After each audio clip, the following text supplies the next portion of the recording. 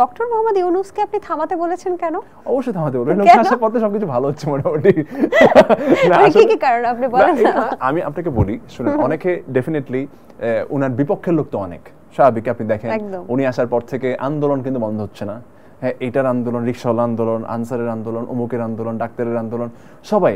এটা স্বাভাবিক। যদি এখন একটা গভর্নমেন্ট 15-16 বছর ছিলেন, তার পক্ষের লোকজন তো আছে এখনো। হ্যাঁ, তো স্বাভাবিক আরেকটা গভর্নমেন্ট যখন আসছে তাকে তো অ্যাকচুয়ালি শান্তি থাকতে দেবে না।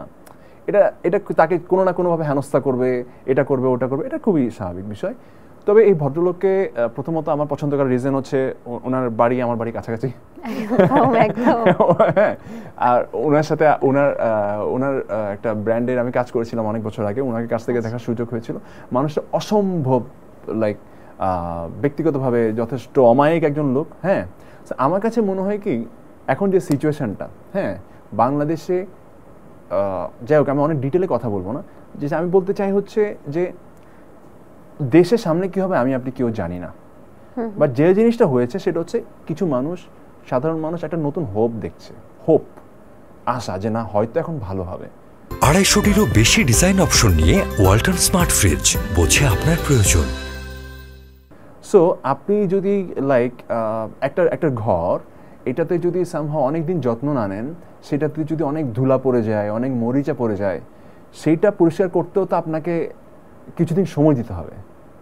সেই সময়টা না দিয়ে আপনি যদি প্রথম দিনই চান যে না এটা এত ময়লা কেন, এই বাসা আমি থাকবো না, তাহলে আসলে ভুল।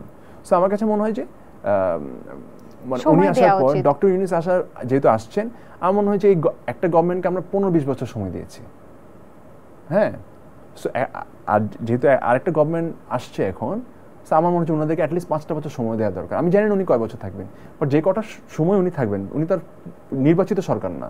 সো উনি একটা না একটা সময় ওনাকে চলে যেতেই হবে।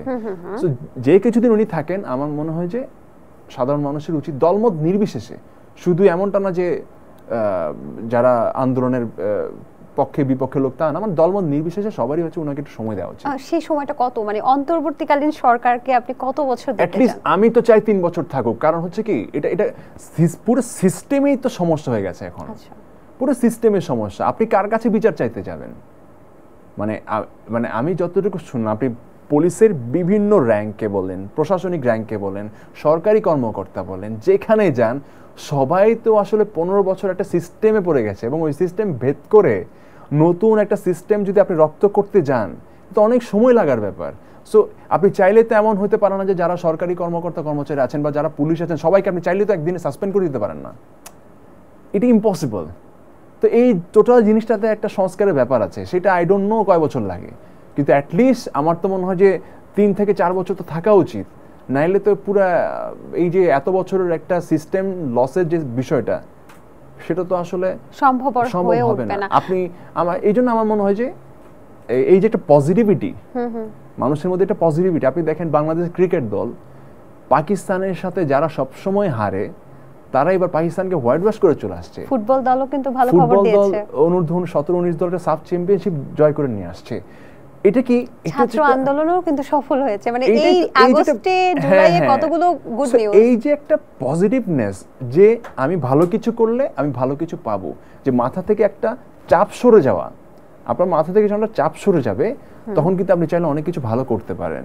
সো আমার কাছে সেই জায়গা থেকে একটা হিউমার দিয়ে আমি বললাম যে কেউ একজন ডক্টর ইউনূসকে থামান, মানে এত সফলতা আর নিতে পারছেন না নাকি?